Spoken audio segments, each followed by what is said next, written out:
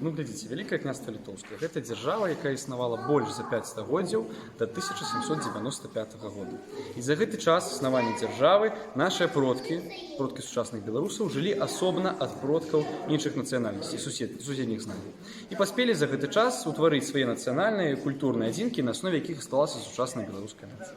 Усё пачынаецца з Міндоўга, які ўпершыню згадваецца ў крыніцах пад 1219 годам, як адзін з 5 уладароў тагачаснай старажытнай Літвы, якую трэба адрозніваць ад Літвы сучаснай.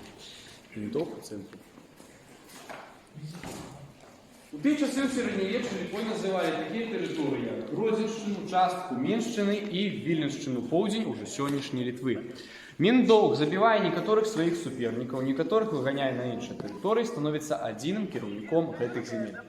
Праз некаторы час яму прапаноўваюць князькі пасад у Наварры,